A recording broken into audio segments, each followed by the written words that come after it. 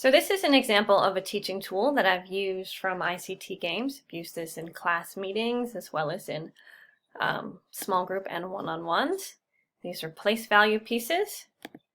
Let's say we were working through the problem 32 minus 17. I can display 32. Okay, we're subtracting 17. We can take away the 10. What are we going to do now to take away those 7 ones? Well, we are going to regroup that 10 into ones, and now we can take away the 7.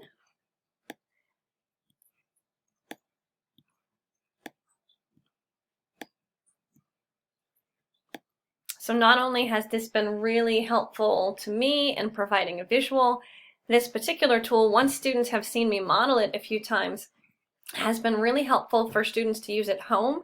The program does have place value pieces that students can print out, but those paper ones, they're just not doing it for so many of my students.